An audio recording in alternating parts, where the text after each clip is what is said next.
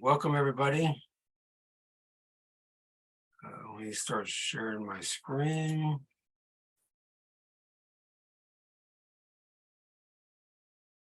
Again, my name is David. Let me go to the next slide. Here's our agenda. I'm not going to go over that.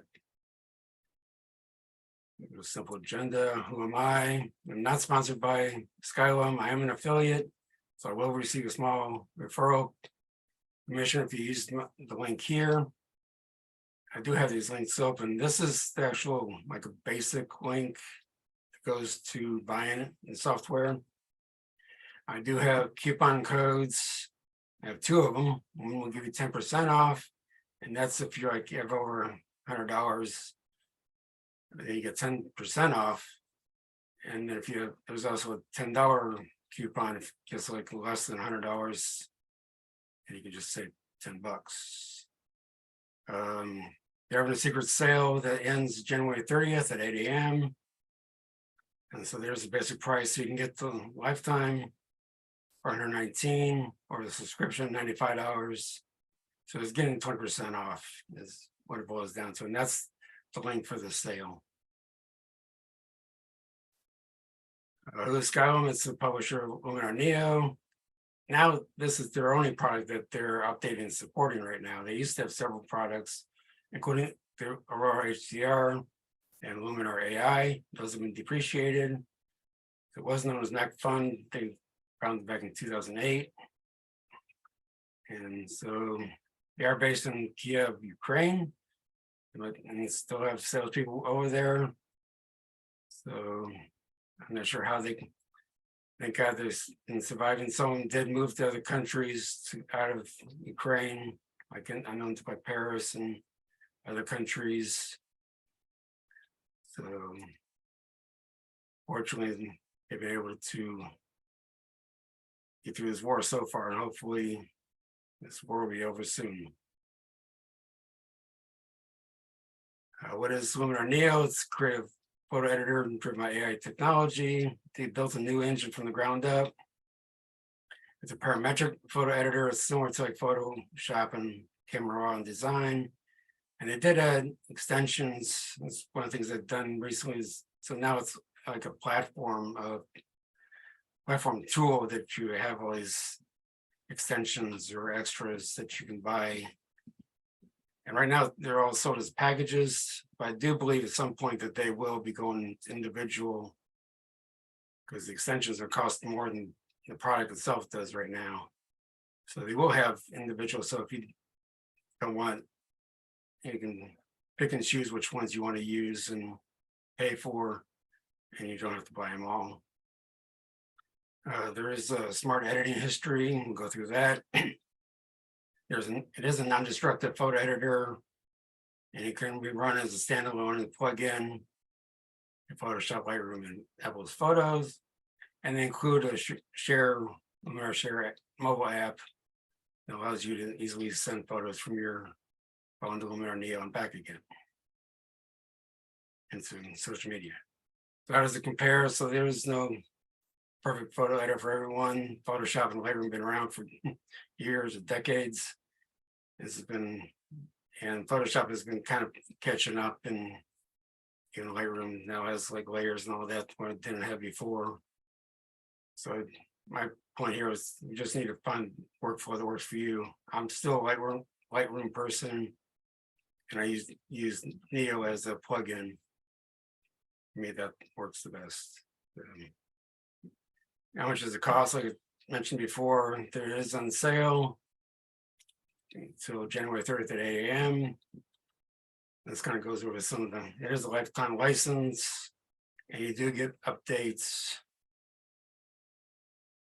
for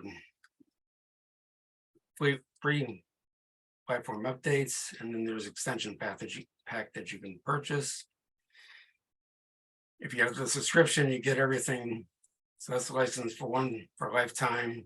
You can, of course, add a seat, or you can get the subscription and get 2 licenses for 2 computers, and you get all the extensions included with that for the $119 normally and $95 a year, and you just pay that every year with I think you can also do it monthly too, if you want to break it down by month. Some of the requirements, pretty basic requirements. Obviously, it's a pretty memory hog, and both use the GPU. I've heard some conflicting things with GPU, the graphics processor, that it will use that, especially with the denoise. And so, but it does seem to activate when I start it up. I got a pretty big computer with graphics processor, and it handles it pretty well. Here the new extensions or extras. You have an HDR merge, so you can do that all within the product. You don't have to go outside of anything, similar to what you can do in Lightroom. And you do a single process. It has the noiseless AI, remove any noise. You can upscale, you can gigapixel and topaz. You have a background removal, which gets kind of confusing on that. That's because they already had portrait removal, and then they added background removal. So we'll go over that, touch on that tonight. And then you can also focus stacking up to 100 photos. So if you do some of the macro or some product shots, you can do some focus stacking. I'm not sure if I have any examples of that right now, but that's one of the extensions. Super Sharp is a sharpening tool, and we'll do the motion blur as well.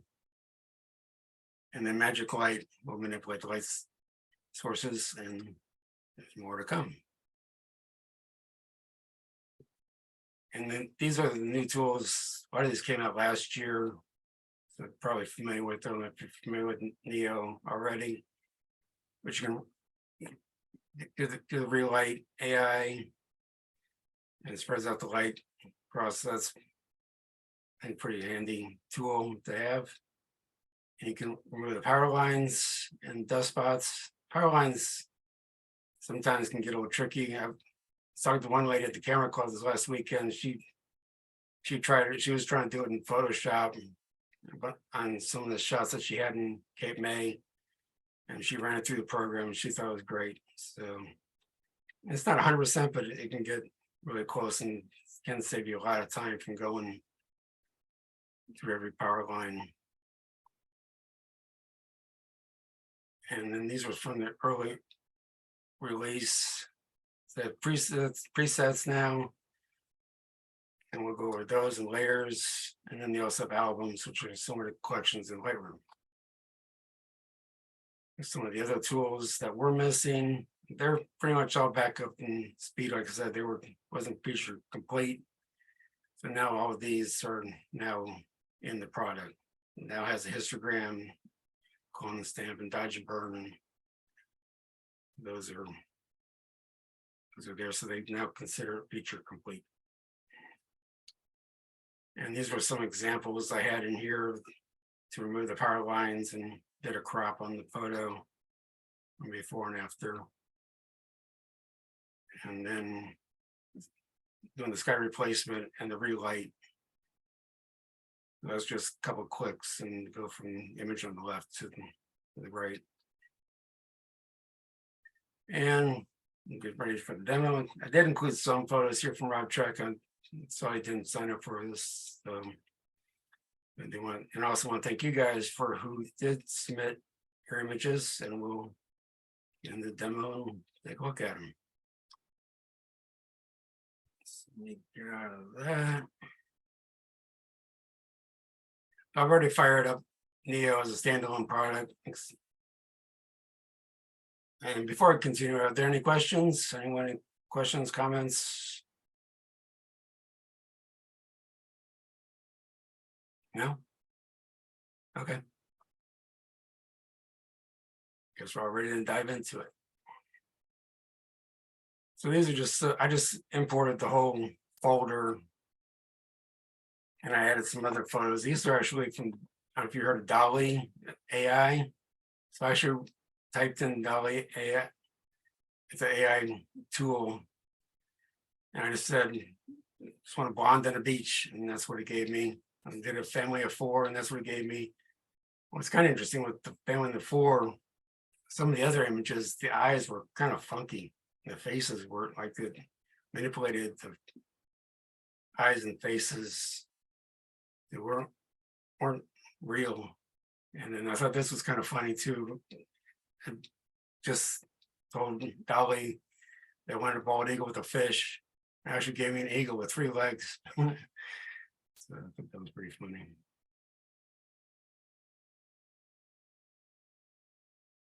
So I believe these top ones, these are yours, right, Liz?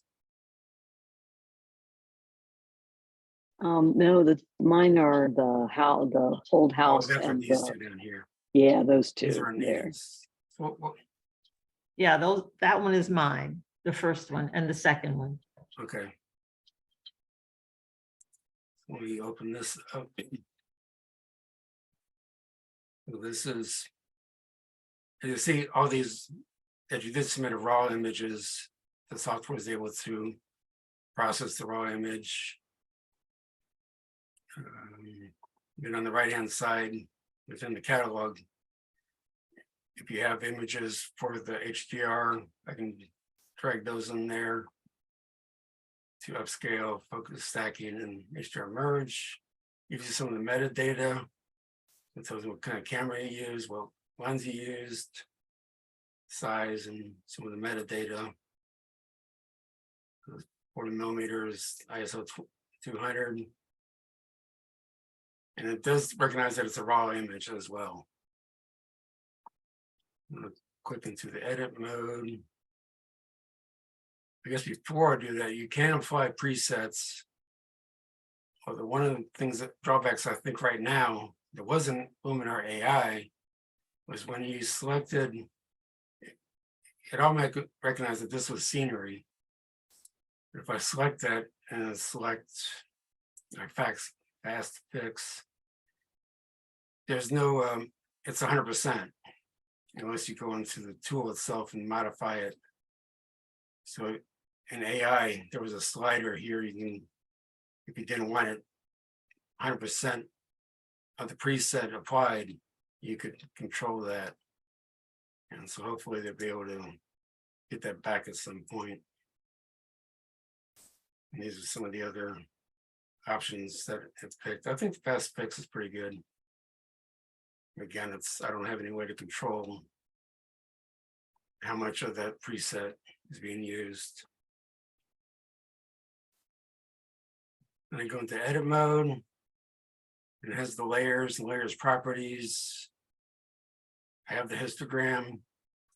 The J key will give you any of the, if there's any clipping. This one's obviously pretty well exposed, so you don't really need to worry about any clipping being overexposed or underexposed. And I always like to start with a crop. And it has the extensions that are here available, and you can also have some of the tools as favorites as well. So I'll go to crop, and I can crop out this part. You have multiple ways. I can just resize it. There are drop downs, so if you want a certain size, if you want a square, you can do that. Or the original freeform original. I can do, 16 by 9, make it more of a panorama, which might not be a bad idea right there. It kind of looks good to me. What do you think, Anita? I like it, yes. Okay. The other tool that I always do is it just has an automatic horizontal alignment. You can do it manually, but I think most of the time, just by clicking that one button, and made it a little bit straighter for the. You'll straighten it out, okay. Yeah, with just one click. I mean, if you don't agree, it's kind of hard, to tell where exactly the straight horizontal line is, but you can you can fine tune it. Or you just push a button and be done. Okay. And then I can, there you go. This one you hit apply, and then there you go. Oh, okay. And the enhanced tool I think is pretty good. This is Accent AI. This was in Luminar AI. The tool was, so you can just use the slider and we bring out some of the colors, Okay. Oh, that's nice. and then you can use some of the sky enhancement, just for demonstration. You can kind of go too far, but probably just scale back a little bit.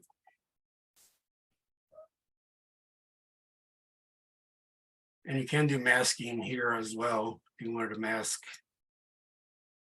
And it has some of the mask AI tools, so it'll analyze the scene.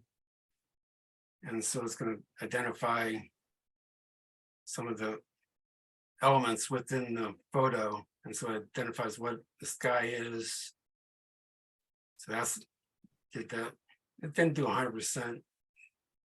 But you Oh, can yeah, I see it in fine the tune corner. that. Mhm. And then you can also just select the water. I don't know why it thinks they're mountains. What's it thinking of mountain? I guess those thinks those are mountains. Actually trees. And if there's any man-made, those might be that's the water.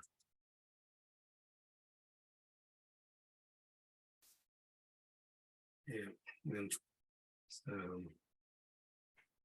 honestly, I haven't done a whole lot with the masking. It is pretty powerful that you don't have to spend a lot of time if you want to select just what the sky is or different parts of the image pretty quickly. You can do that. Okay. And we'll show the noiseless AI. Okay. I guess once it's been cropped, it's no longer in a raw. I would say if it's a raw, and it'll suggest it just use the low adjustments for this image. It'll clean up any noise. It was a pretty low ISO image anyway, so. And then it zooms in to show you that there wasn't much noise in there, a little bit. This is at 100%. You can scroll down, you can go down 300 or 600%. It really pixel peep. And overall, I think that's a pretty good job. And you can also revert back to original and save it as a preset. There you go. And then sharpening. Again, you can mask some of your sharpenings that might be helpful. Usually, you don't want to add a lot of sharpening noise to like a sky or something like that. You just want certain parts of the image. And it does identify the face as well. It has two options for universal and motion blur. Obviously, there isn't any motion blur, but it does always default to universal. We can do. But if there were motion blur, would it straighten it out or smooth it out? Correct. Yeah, we'll try to Okay. correct that. Yeah, I should find some photos of motion blur.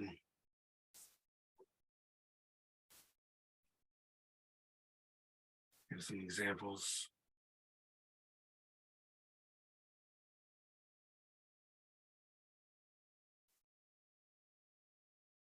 Zoom in here. Again, before. It was pretty sharp to begin with. We didn't notice any difference. Magical light, I don't think really applies too much. That's usually when like night photography, street lights and things like that. It'll actually can make starbursts and things like that. Yeah, it's not even letting me do anything with magic light with this image. So I was one of the main tools is the develop tools. You can change the exposure, smart contrast. It's pretty powerful, I think. I like have some contrast in the images. You can put that slider and highlights and shadows. And you can tone down the highlights and bring up the shadows. And it does have all the, you can make it black and white, blacks and white, excuse me. You can control those separately. And then with the curves tool, you can go crazy with those. It even has more sharpness and it's kind of redundant with the tools. It's like I'm not sure why you need to pay for it. So sharpness and noise reduction already comes with the product itself. It does have some optics with the auto defringe, you fix any lens distortion, and devignette. And transform can do some corrections also, more for architectural stuff. I've always liked they have landscape tools, so dehaze. Obviously, here you kind of want some of the haze, and you kind of give some golden hour, really make it sunnier, and also enhance the foliage. You kind of have to be careful with this too. It can kind of go overboard and give you some green instead, not more natural. I do like their vignette. I always like to just do, I even go up to like 50 or 60.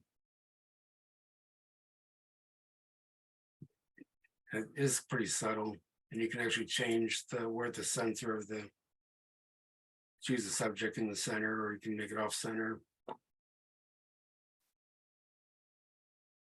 And we got the David, on the vignette, how do you choose and how do you center? Can you just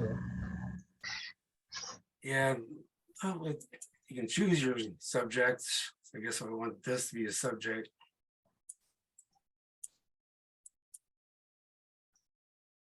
And you can make that as a subject, or you can make it off center by choosing the subject. And you can then do an inner light as well. sounds good? Thank you. Yep. So relight can kind of splits the image up into sections, and you can do brightness near. You notice that the foreground is getting brighter. I went to 100%.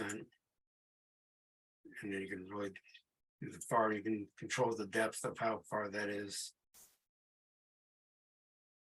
And if there's any haloing, you know, make them warmer as well. So, and overall, it's pretty easy to just go in and a couple clicks and spend some time really just enhance the way you like the photo. And these are more of the creative tools. There's no portraits here. Super contrast, color harmony. You can do some dodge and burn here, maybe. Maybe lighten and darken. Which I did kind of skipped over also. We can control the size.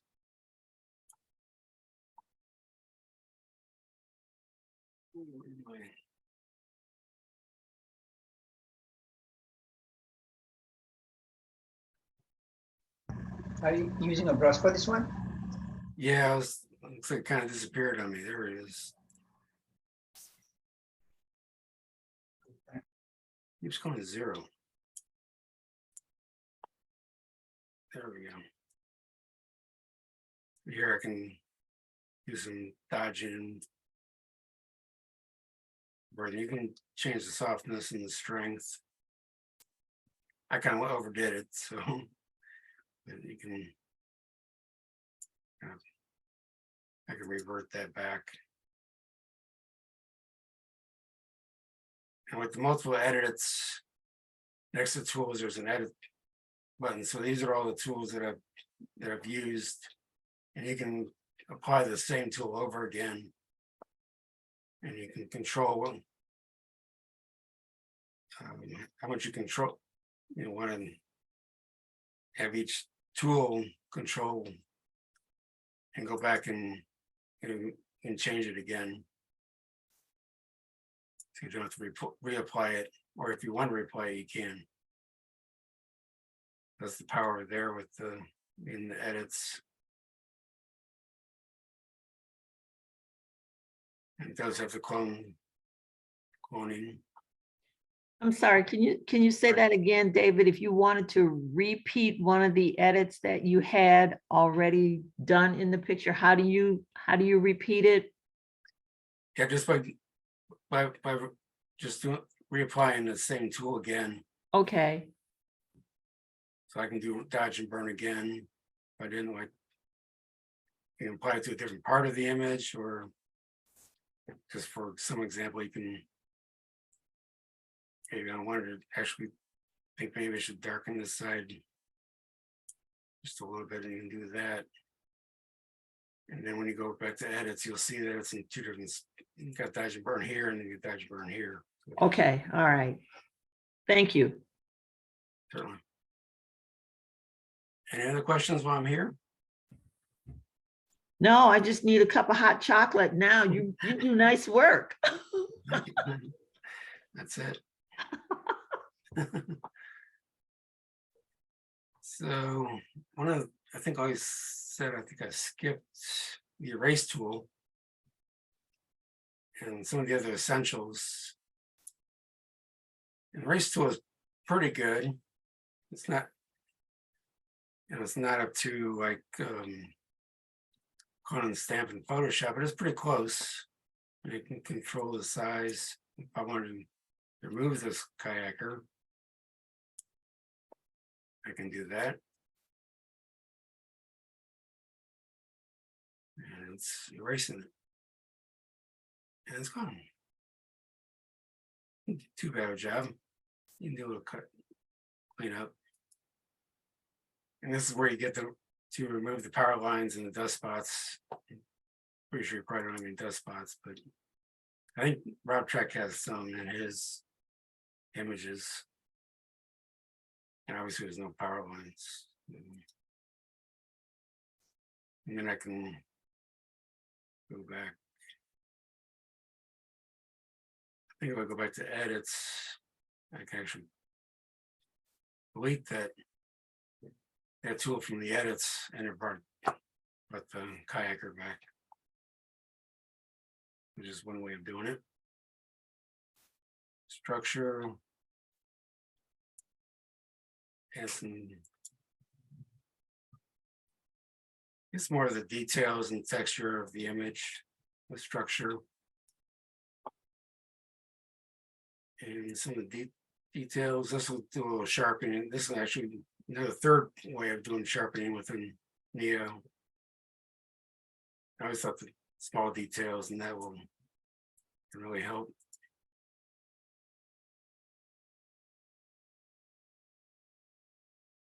You know,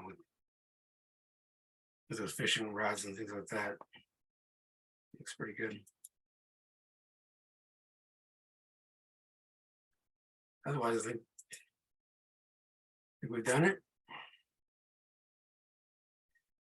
So from here, as a standalone, if there's a plugin, there'll be an apply button or cancel, and you just apply it, and it'll go take the image back to Photoshop or Lightroom or Photos.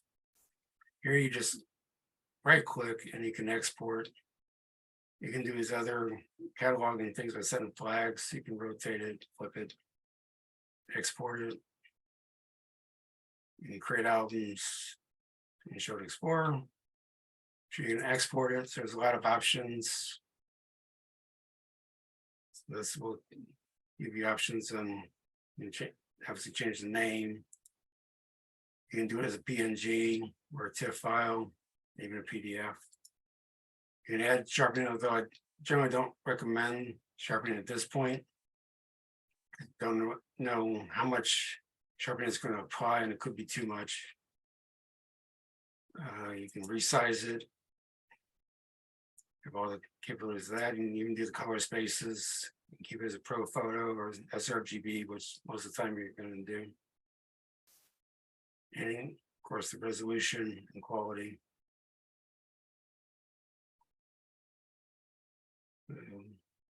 Those are the export options. Any questions? You're using the standalone, right? You can use this in reference to Lightroom as well, right? Yes, the plugin within Lightroom. And then, yeah, you can open, and then once you close it, then it will go back to Lightroom.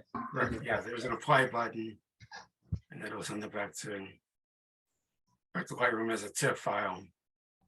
That's the way I get it back. So there are ways that you can, if you don't want to deal with TIFF files, which can take up a lot of disk space, really big, take up a lot of space for TIFF files.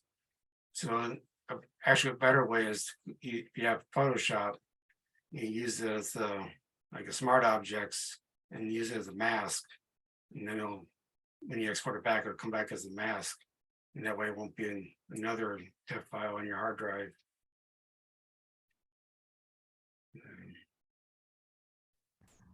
How big is the file when this is saved compared to the original? After you done all the editing. Can you repeat that? I said, how big will this file usually increase after you do all those edits? Have you looked into that? Yeah, I'm not sure. It's as a TIFF file can add considerably.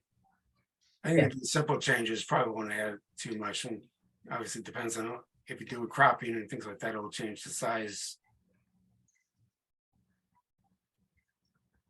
I don't think it'll change it too much.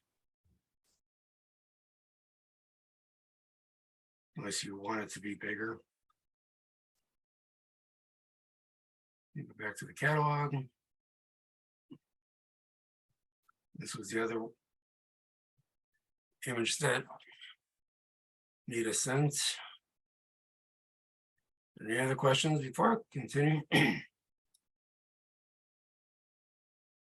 Continue. So you might have a dust spot here, Nita. You can crop it out, or we can see if. Let's see what I can do with.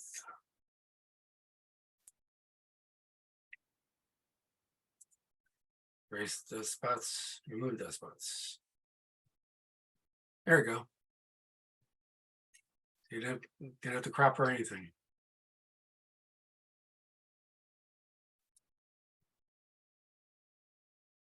Obviously, you can do cropping.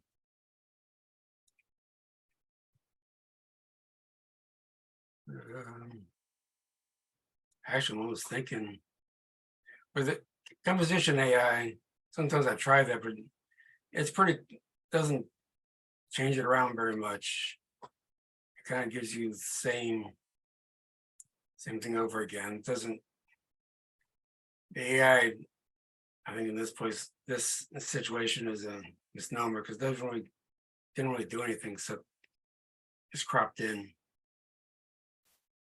This actually might work with like a 16.9 as well. Make sure the horizon's straight. Just a little bit off.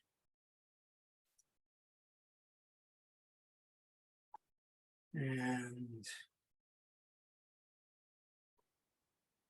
I think I can use some of the blue light. So we can brighten up the background a little bit. You can actually darken and the brightness near and far. You can actually control that.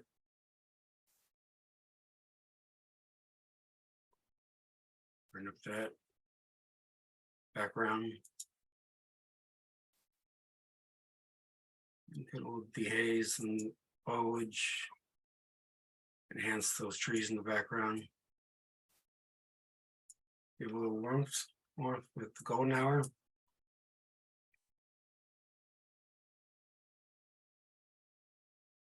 And let's see what else. How does that look, Anita? That looks good. I just have a question. So Is it a personal preference that you didn't use one of the templates first, but you just went right into the tools to make the adjustments on the photo? yeah, it is personal preference. Okay, Yeah, it is. I know. Because the way on Luminar AI, that was like the first thing you saw was the presets. Here, Right. you kind of hit it a little bit, and it's still there. And you can see what it does. There you go. Add some clouds. Or I should brought in clouds. But yeah. okay, You all can right. actually go, you know, don't have to start with. There you go. Oh, but that doesn't look real. Yeah, I mean, I do have an issue with that myself. Is you know, it's my artwork, and I didn't, you know, obviously you didn't take those clouds. I didn't take those clouds, so someone else took these clouds and kind of using their artwork in your photo. Right. They're kind of like clearing the skies. That kind of makes it some texture, but On the presets, is there a slider that you can say I want to fill up them, or is there a yes or a no on the option? yeah, no, it's either on or off. Well, Which, like I said, they had that in Luminar AI, so they, you know, they had the technology to do it. I don't know why it's not here. It doesn't seem like it's that hard to just add a slider. You might not want it 100%.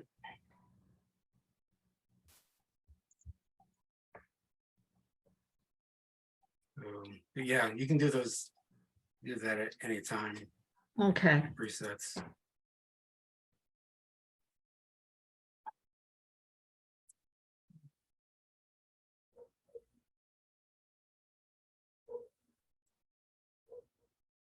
You can replace the skies. I don't have any skies of mine to add in. That is an option. I have it under my favorites. So here you can add your own skies, or use the ones that come with.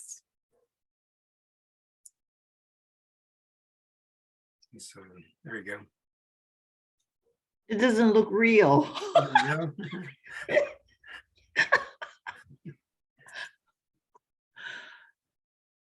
Well, maybe you should have it as we can make, here we got a whole bunch of options. We can make it dramatic. We can make it a starry night, make it nighttime.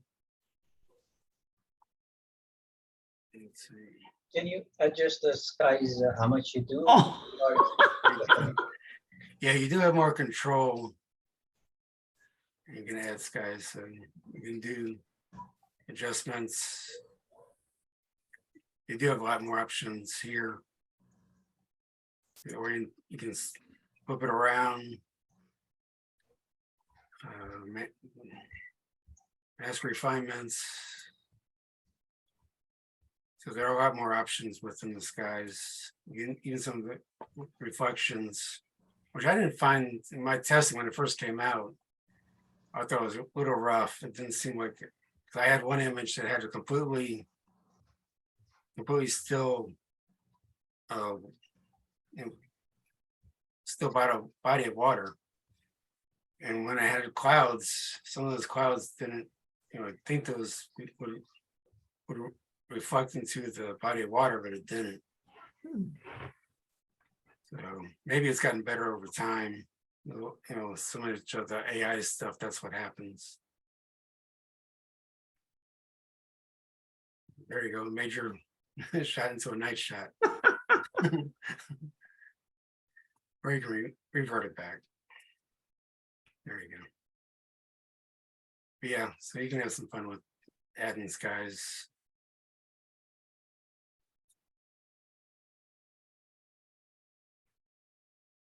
Any other options? You got layers. You can try adding some layers. The layers can get kind of crazy here too. They have stardust bouquet or flares. You want to make it artsy fartsy that way. But it doesn't apply here, but then you can control the opacity of the layer. There's different ways of overlaying the mask.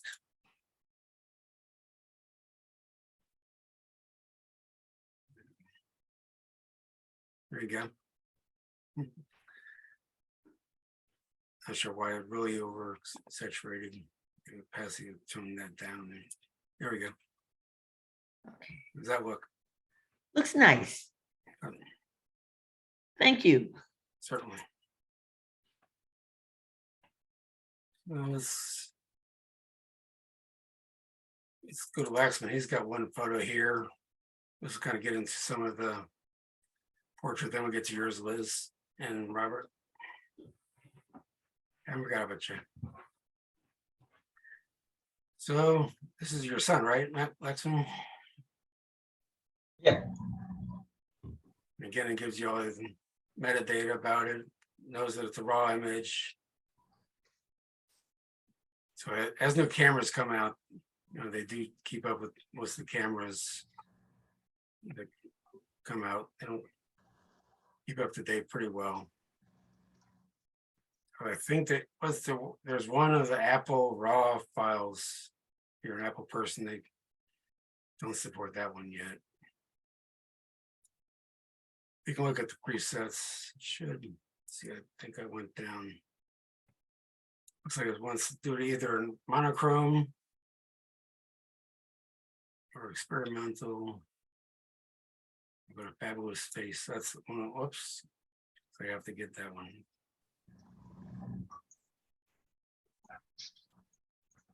I gotta pay for that one. Let's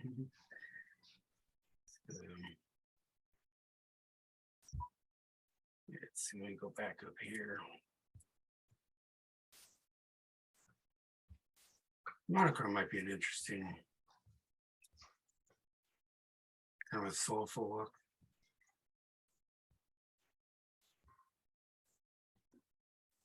Not a little too bad.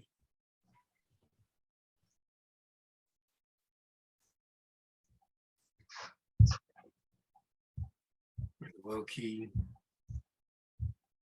It's a little better than the soulful. So yeah, we can play with the different presets in general.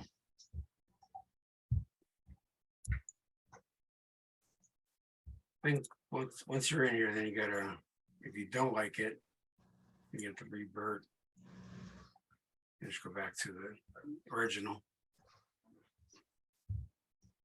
I'm going to edit mode. And I think I'll do a little cropping, get a little background showing through there. And you can kind of make it like it's a 4x5. It should be like an 8x10. Control it that way. If there's any horizontal, just a little bit. Might be a little bit tight if put in a frame, but it doesn't look too bad.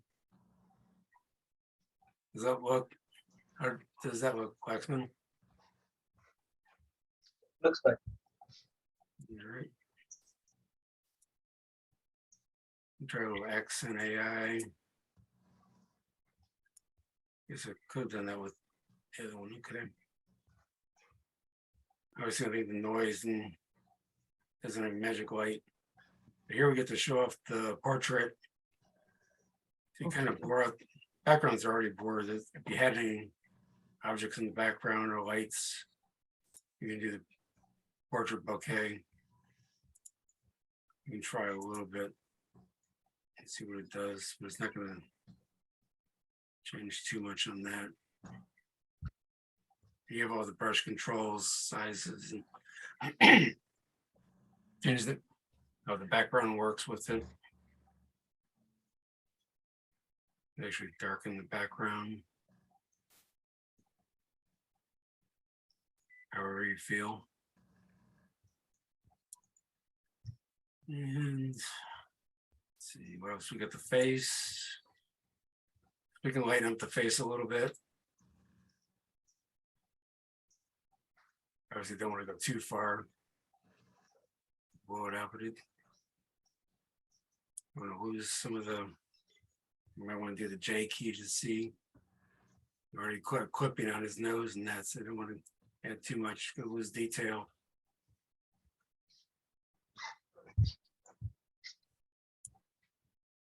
Slim the face up. I would never, as a photographer, I'm taking pictures of people. I don't change their face. That's, that's who they are. That's, making it slim isn't gonna. So I would skip that myself. It is an option. You can actually change the color of his eyes. Again, which I'm gonna play around. I think we did with Rob Trek when this first came out.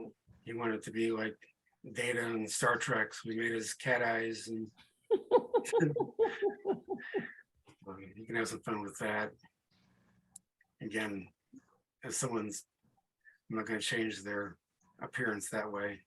I just want to, take what they look like and make it slightly better.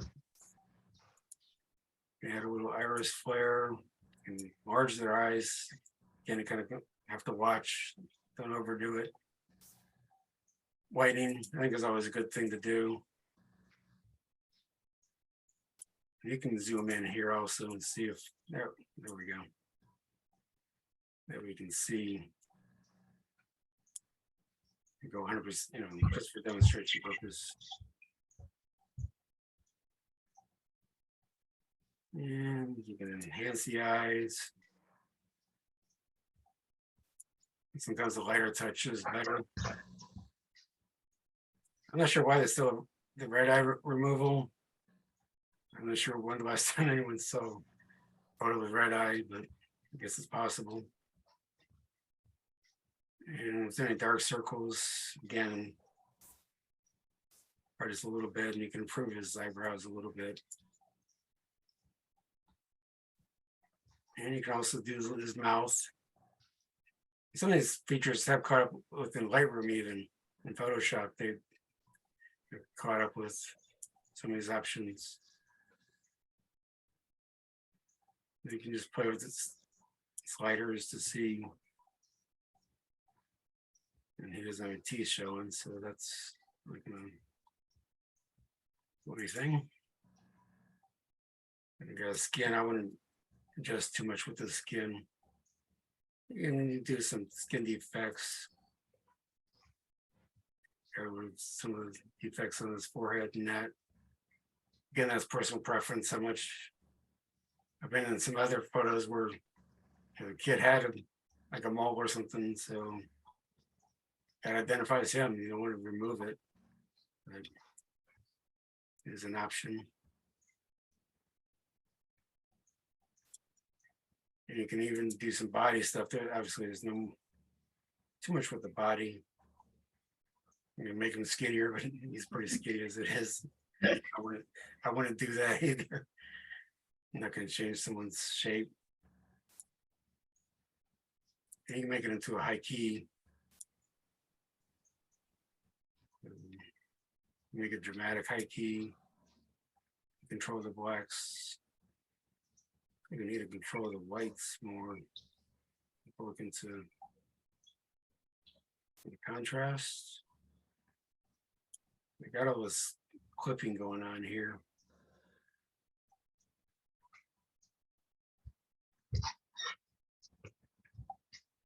Let me go back up. Like within the develop module, you can tone down some of the whites. I think that would help.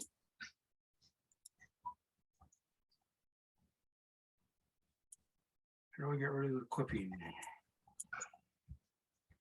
Sometimes you can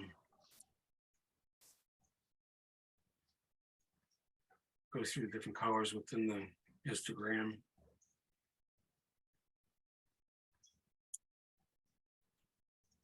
Yeah, highlights, that's it. There we go. Now I can here, whites back with some detail instead of being blown out. You can see that.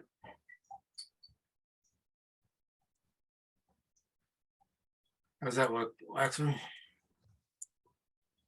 Looks good.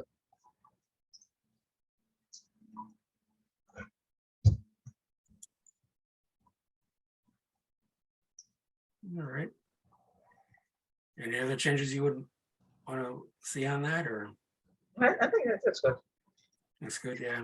I think one of the things that we learned within doing Rob Trex, you could actually change the background, which kind of actually added a starry background. It was kind of neat.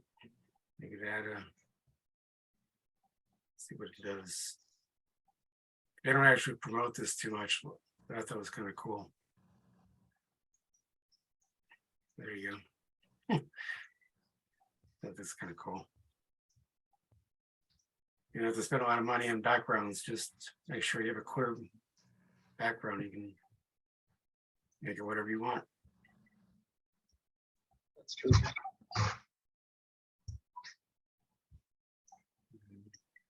All right, anything else? Thank you. All right. So we got into Liz.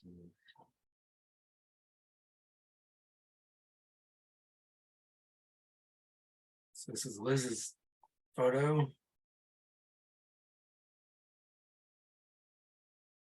think that's a Sony, right? The ARW. So get it right in the raw file. Yeah,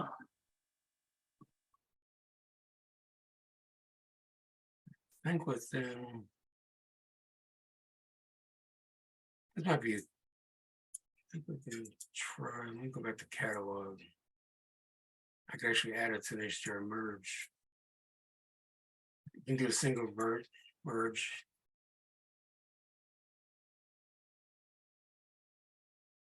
See what that does.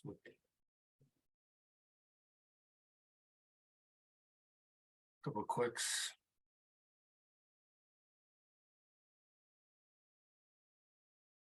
There's this. Put it in the folder of HDR merge.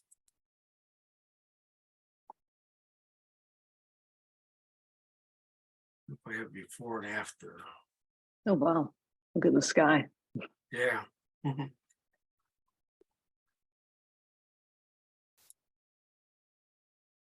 That's catalog, sorry. Yeah, before it was kind of blown out.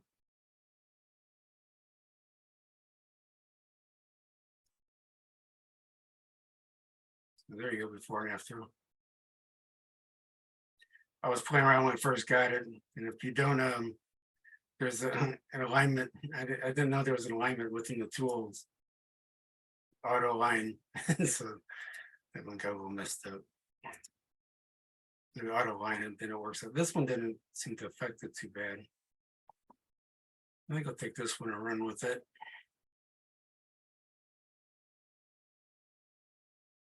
Let me just go into the edit mode. I think the crop is pretty well. I don't think I want to crop out too much.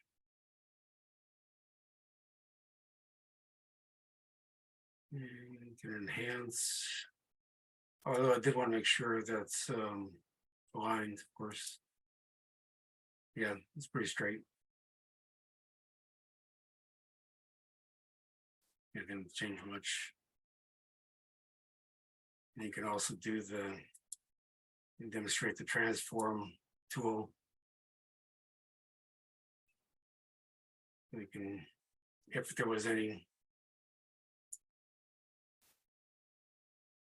of the aspect ratio of it, you can control and make it straight, but it's pretty straight as it is. You can add some enhance to it, kind of brighten it up a little bit. You can add more to the sky.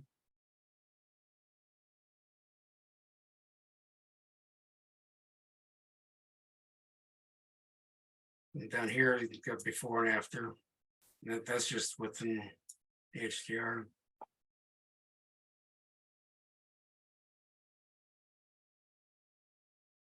Any other changes you'd like to see, Liz? The only other thing I was thinking, Mhm. and if you don't have time, it's fine, was how it That's would fine. look as a black and white. Okay. Yeah, we can do that. One another feature that reminds me that's kind of missing from this that I use all the time in Lightroom is a way to do a virtual copy. It'd be nice to be able to make a copy of this. And the only way to do it within Neo is to export and then re-import it. And you could have two different, see one in color, one in black and white. Generally, it's not too bad to go back and forth. There's the black and white option, converted to black and white. And then you can control the luminance and saturation. And you can add like a red filter to it. It actually added color back into it. And I did that.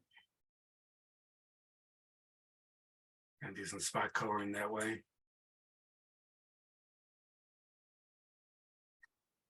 And then you can also, like we showed earlier, go back to the presets. Try to monochrome. Add some depth with the contrast, stuff kind of like that.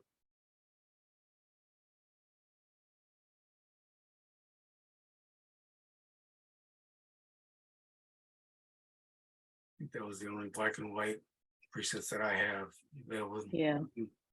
Yeah, it looks good. Looks good. Thanks. Back to the catalog. Back to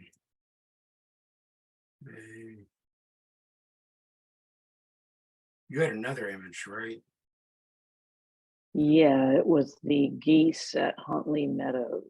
Where did it fly off to? There it is. Yes, that one.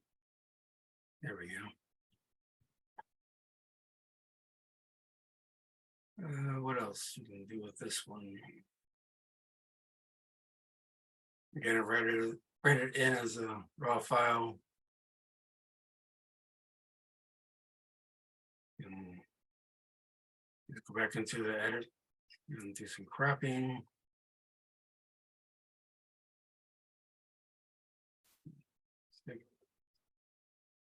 Horizontal, make sure it's horizontal. We can crop in. Concentrate on the flying geese. Not sure how, maybe give the geese some room to fly into. A little bit of the background and foreground. About there.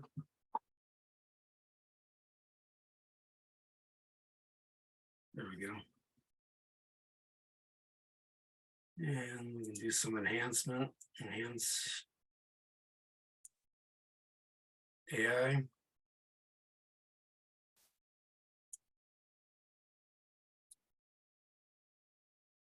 Notice there's no sky. I don't think the noise was too high. Maybe make it a little bit sharper.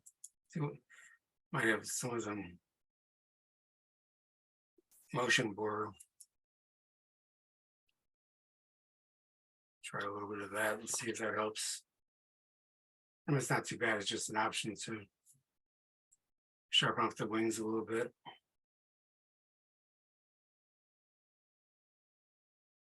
That looks pretty good.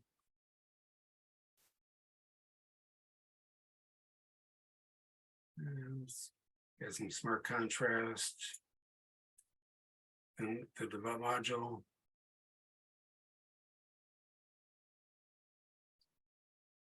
And some structure. I can kind of add in some more of the details. Plus you have the details. I always do pretty light on this small medium. Just sharpen a little bit, but don't want to overdo it. Make sure you don't get any artifacting. I think that looks pretty good.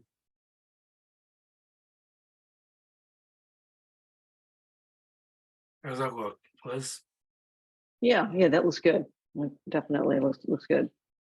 So I'm just using the wheel of my mouse to zoom in and zoom out. It takes a little bit of time to render it. Cool. Yeah. Yeah, you can see where it made them sharper. They were a little, A little bit of soft. I think there was a little bit of motion blur. So yeah, Sure. definitely. Yep. Yeah, thanks. Fine.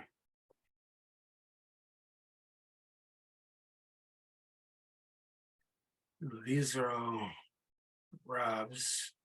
Let's see. Anita's.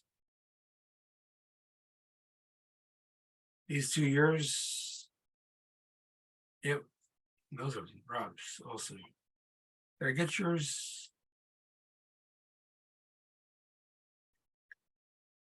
Robert C.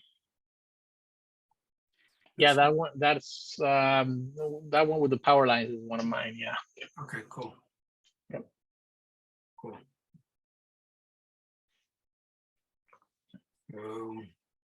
So we'll dive right into the power lines removal.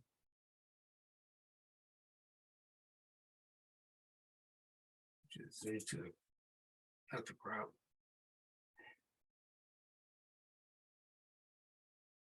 Now I'm losing where it's in the erase. Up, I was gonna say, it's any race. Thank you. I've been a little rusty on this, so thank you.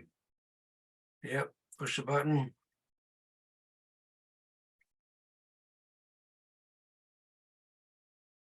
And it's thinking, analyzing the. It should save us some time trying to clean up all these, see if it gets down in here.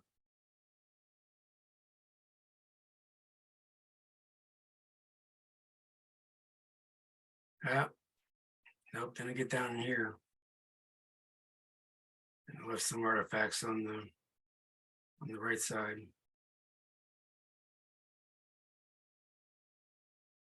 And so things that removed it, but it didn't do 100%. You can use the erase tool and kind of finish it up like that. Over here, let's see if the erase tool will take care of it. How long we have?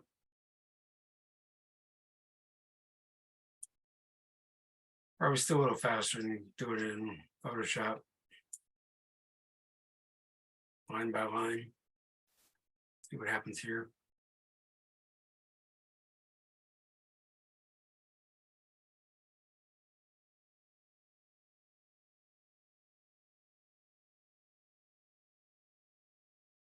Still thinking.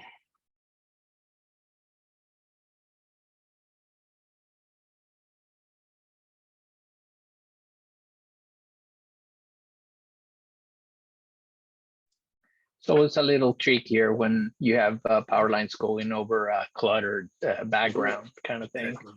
Yeah, exactly.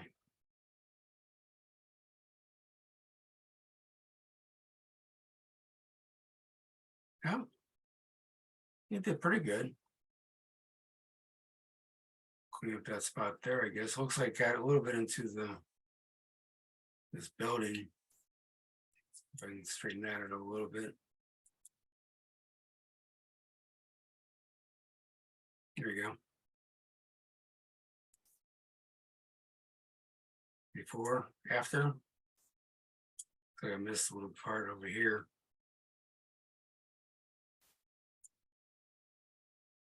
A little bit of artifacting. Yeah. We tried to change those buildings. Interesting. Overall, I think it did pretty good. Yeah, you could use the clone stamp to sort of fix some of those over. Right. Yeah, but yeah, that was Let's show that just not bad. for how the clone stamp. I have not shown how the clone stamp works, so it's similar to Lightroom and Photoshop. You select the source and then you can paint in. Middle and down. Sure, how good old job it'll be doing, but you can try it. Nah. Yeah, if I zoom in even more.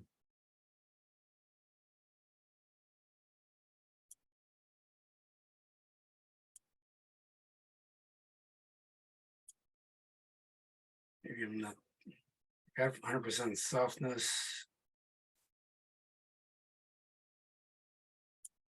100% strength. I really kind of duplicated some of that building, but it was not the best best job. For quick and dirty. Recovery. Leave it as it was. In some pictures, the power lines are, it's not necessary to remove all of them. In this case, I think the ones that were on the right-hand side, like top right side, sure, those were the most evident. Exactly. Yeah, like It's a pretty good detract job. from the overall picture. Right. I Yeah. agree. That's awesome. Yeah, I mean, I was gonna say it's not 100% perfect, but it does get you majority of the way there. 80 to 90% done. Was there another one you had? Yes. Let me see. Go down. Okay. The boats. So you got And three. that coastline on the right. Yeah, Okay. those two. Cool. Yeah, that one would be good to see, like if we could get more punchy colors out of that one. Sure. Help the bald sky. Let's see. Let's see what preset. Yeah. Blockbuster. Maybe Shanghai look. Oh, That's not too bad. The cyberpunk thing with the colors. Whoa.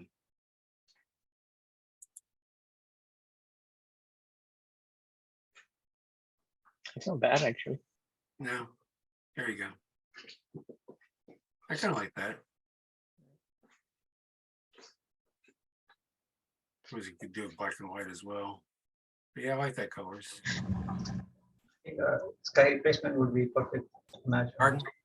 Sky replacement. Oh yeah, yeah. Yeah. Like I said, it's definitely something I do is take pictures of skies and add my own. Yeah. I think a dramatic sky thing would probably. Mhm. Yeah, there are options. Of, you make it sunset. Oh yeah, look at the top right one. Mhm. Probably. There you go. Oh wow. Good. You can add some color. There's the dramatic one. Like that. Got the rays.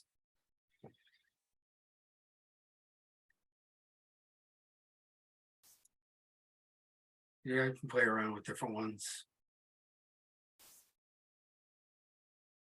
That looks pretty good. Oh, yeah.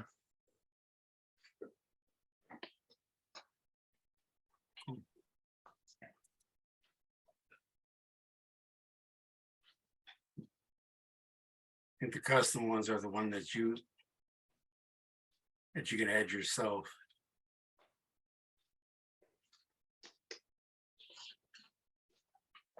And make it a sunset.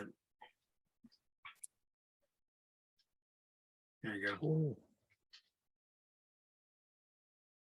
So I would like to see the sun. I was like, then within digital photos, like back in the film days, I could actually get the ball of the sun, but digital it doesn't happen that often.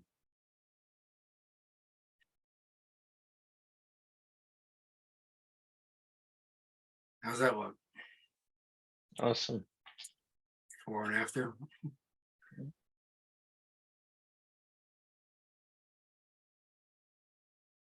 Yeah, I don't think there's too much. I mean, you can do some real light, I guess. You may brighten up votes up here.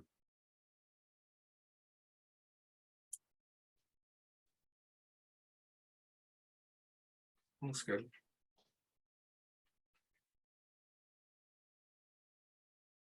Even the atmosphere, I haven't shown that. You can actually add your own fog, layered fog, mist, and haze. You want a misty, or to match with. It's some mist. Or layered fog.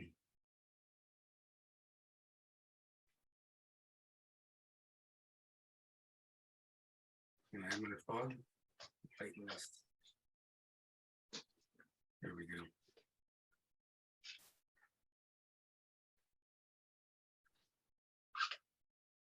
So you can add all these different things. You can also add the sun rays.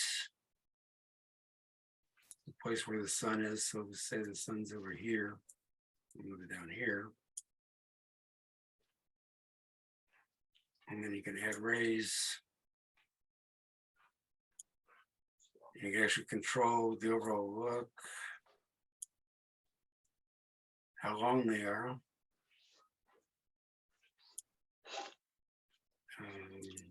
And also how many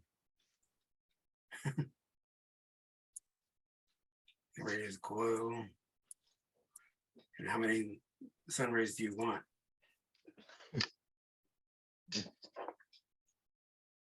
Sometimes smaller is less is better.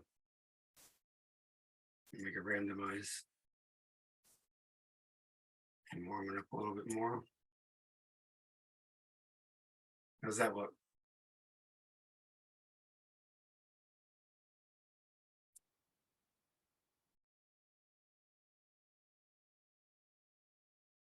It looks pretty good.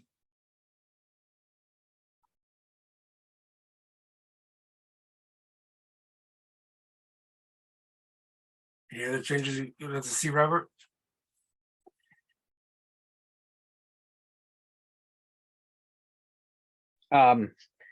Sorry, That's right. didn't realize I was on mute. Yeah, and actually, is that bay has faces west, so that would be the position where the sun would set Right. had it been a nice clear day. But we had that summer coastal fog. Mhm. Uh, That's a cool image. And before, after. Nobody's been 5 minutes. Especially if you're talking, it takes longer, but you know what you're doing. You come right in here and fix it up in a couple of clicks.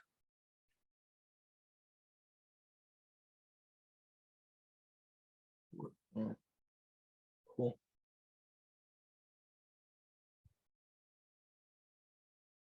And you have one more, right? Let's see. Yeah, Coastline. let's see side.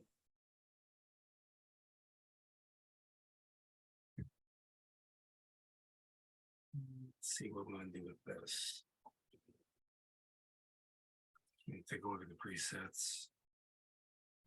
I think this one. Easy. Look at long exposure and see what it comes up with. Okay. Yeah, that's Oh, wow. Yeah. really made it brighter.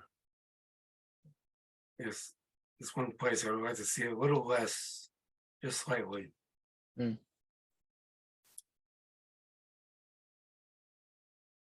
But yeah, that's pretty good.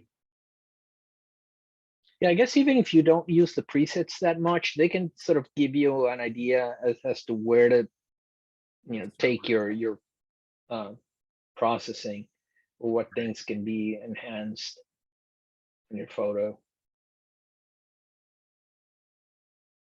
Or Actually, give it you might be- ideas to edit. Yeah. if we go to the edits, actually, I think it shows some of the changes that are made. Mhm. So here you can control maybe your contrast not so high or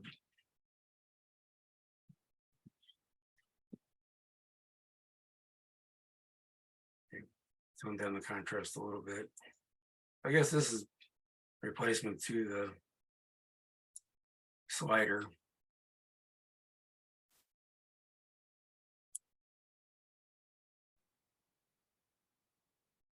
Looks pretty good. Mm. Get some enhance the sky a little bit. This is what it all did within the preset. But they show you that within the edits. I forget, did I take that one with the Pen F or the OM1? Once you're in here, it's kind of hard. Oh, yeah. 14 to 42. Pen F. Yeah. Oh, there it is, right in front of my face. Yeah. Maybe all system Okay. will come out with the new one. Hopefully. Yeah. I mean, the Pen F format, that rangefinder format is such Mhm. a great second camera to carry around. Right. And yeah. They're supposed to make some announcements in early February. So and they already have the macro 90. That's already been announced, but Mm. kind of, of course, the people who do know aren't going to say. So interesting to see what happens next month with some announcement. It'd be nice to have another new camera.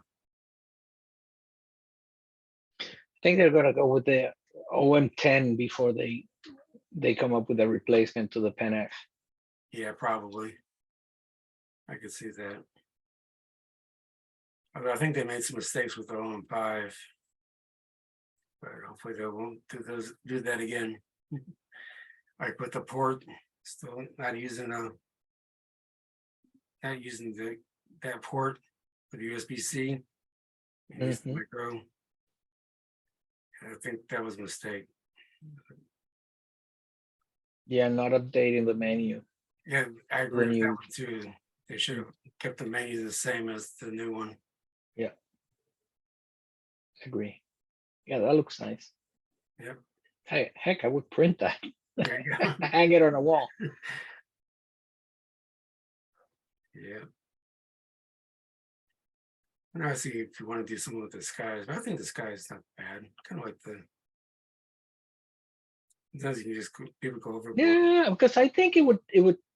I mean, Yeah, no.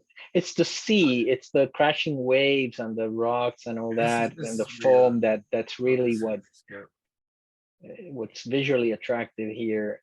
right. Yeah, I don't want another element competing against that, and I think the sky can remain like that.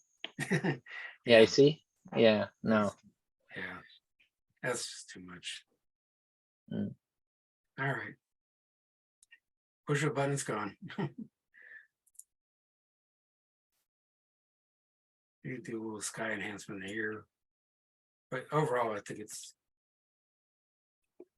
Is there any noise or sharpness?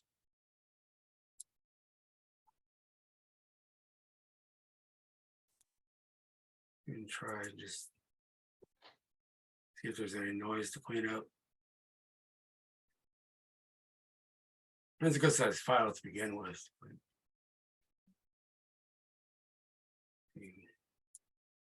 yeah, it didn't change much at all.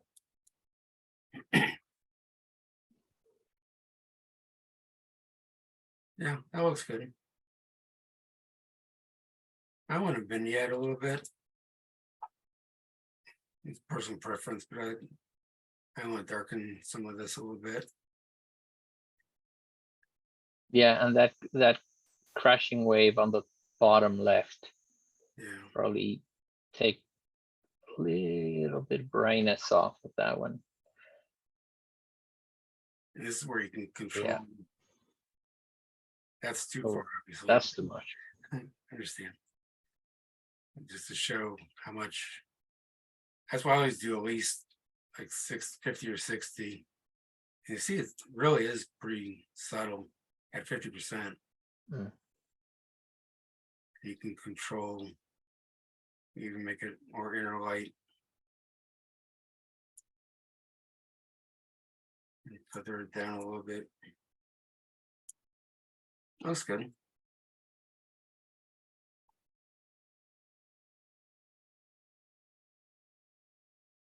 On the debris light, you can brighten this near, turn that down a little bit. This will show you the depth of how big the difference is between near and far.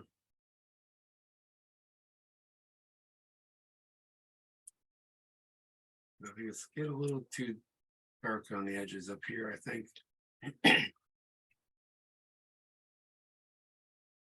Because I do like to do the vignettes sometimes, especially when you have like clear skies.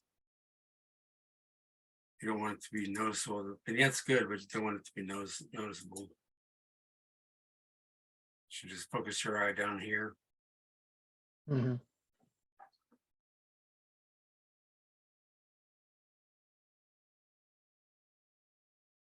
How's that look? Great.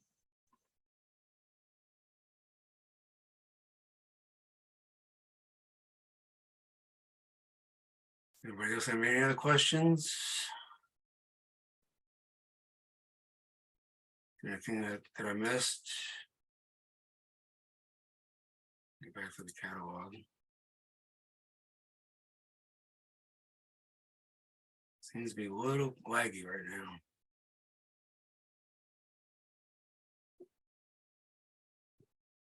I can always make sure I restart it before I start zoom in.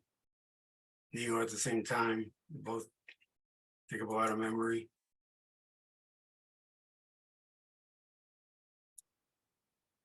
Come on, I think we're locked up.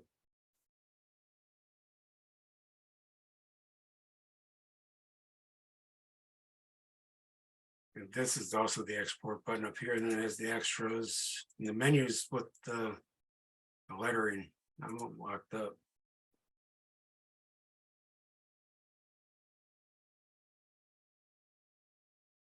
I think I'm locked up. Yeah, you can try reverting the changes that might free up some memory, and then just go back to the catalog. Yeah, I was just trying to go to catalog. And right now it's frozen in time.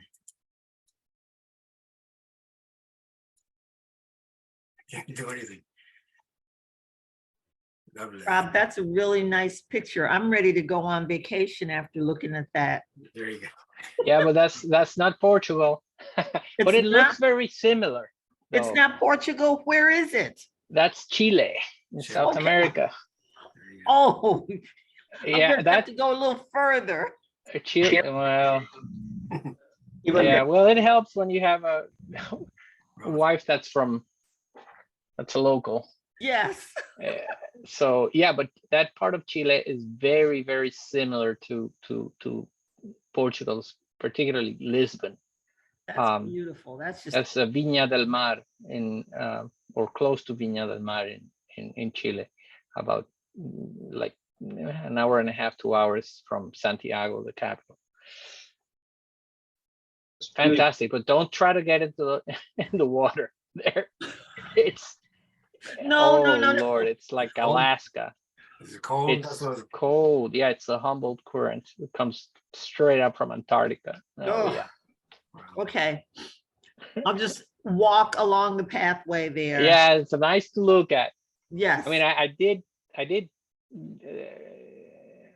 get into the sea, but up north in an area that it's a little, the water can get a little warmer, but it still was a woof. Yeah, very refreshing. Well, you know how I feel about that. Anything below 65 degrees is too cold for me. Yeah.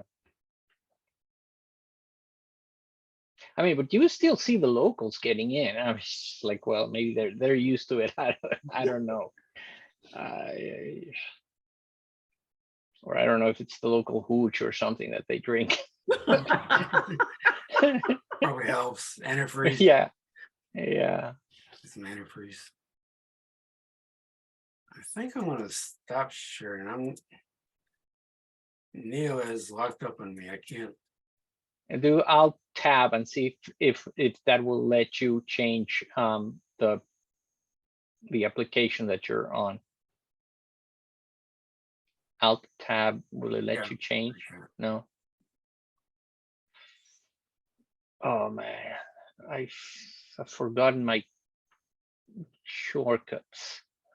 Yeah, no, I did all tab and it wasn't Yeah, and screen share.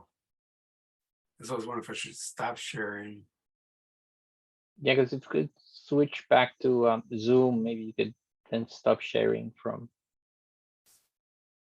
There you go. Okay.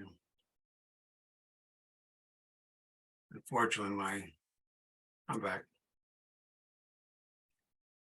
Yeah, I'm trying to click on the menu and over the buttons, and it's not happy.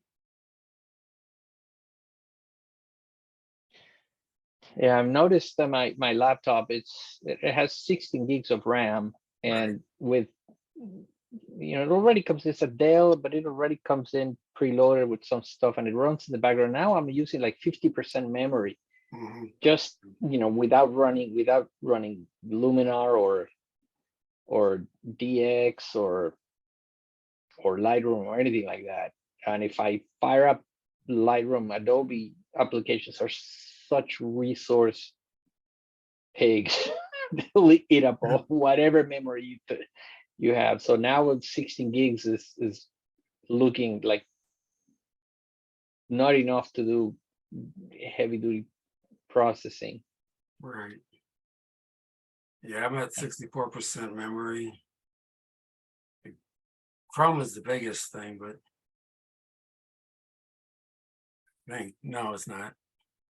It is Neo. It's taking up eight gigs right now. It's on Neo. Yeah. If you work on several, I've noticed that if you work on several pictures, it will, even if you close them and move to another one, it still retains something in memory. I don't know if it writes at a later, when you exit the application or something, but it doesn't free up memory, kind of like builds up on it, and eventually it will eat up some memory. Bummer. Well, I can bring back, let's see.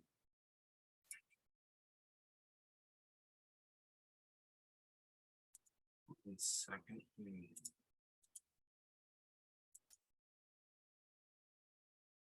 But in terms of slides are, if I need to change the version.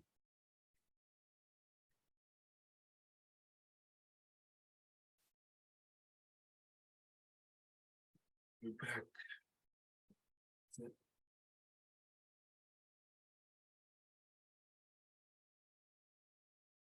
You guys are just still in seat watching me, right?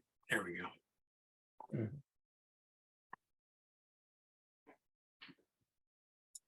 I can share my. Yep, thanks for watching. One question, ahead. David, maybe I haven't found a way to do it, but I see Luminar when I try to save something or export.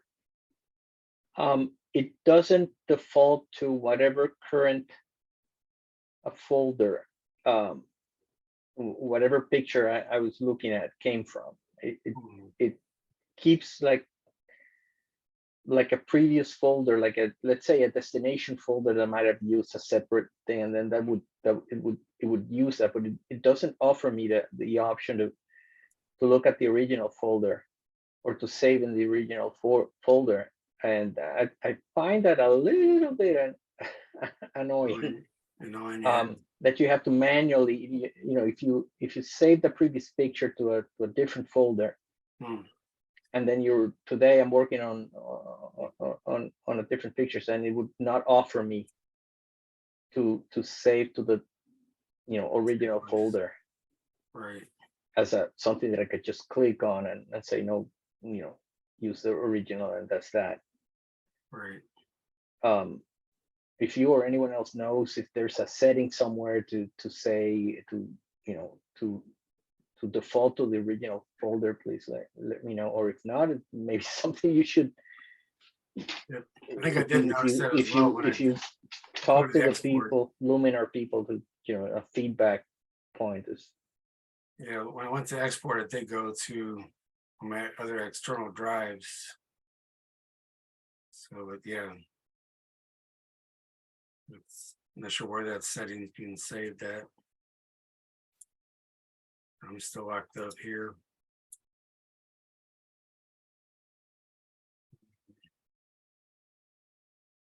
All right, folks. All right, thank you, David.